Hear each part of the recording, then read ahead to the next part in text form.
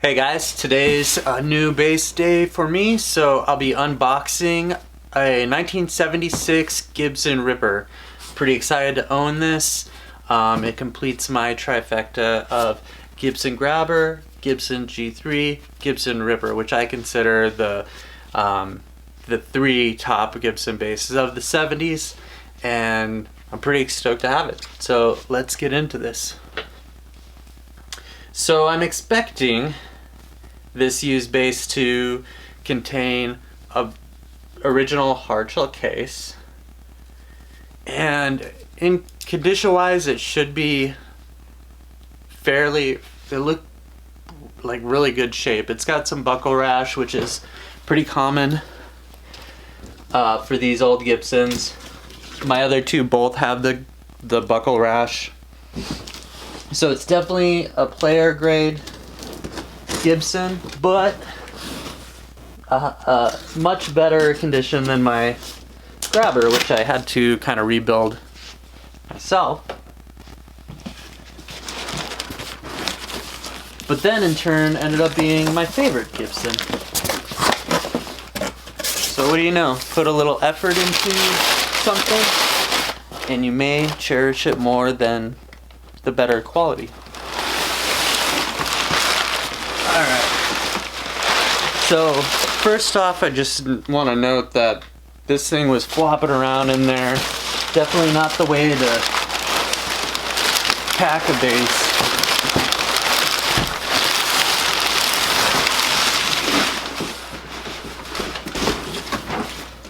Alright, it's always a struggle to get these out.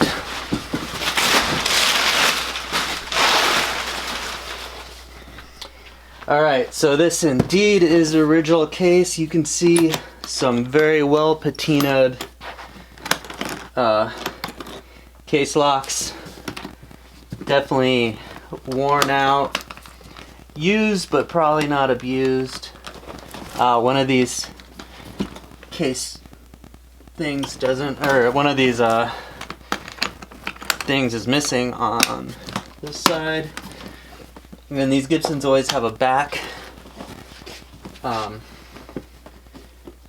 case lock. So there it is. And it has been detuned.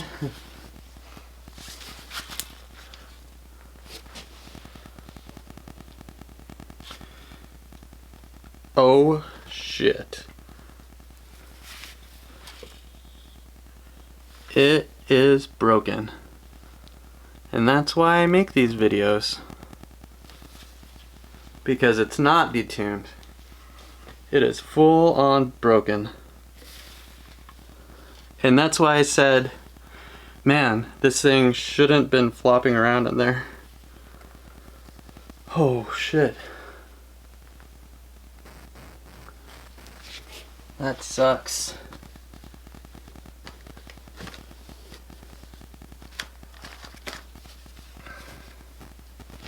So it's got an original hang tag.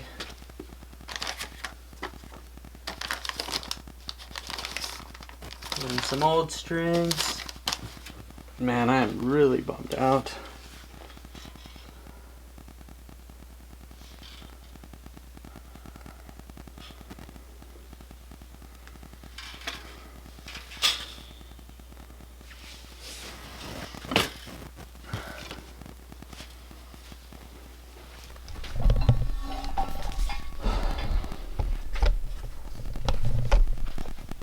I just want to make sure to get a good look at this. I mean, I think this is repairable, but at this price, don't necessarily want a repaired one, so.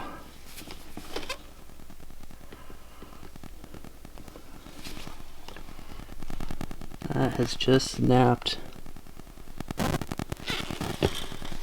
Damn, that's a shame.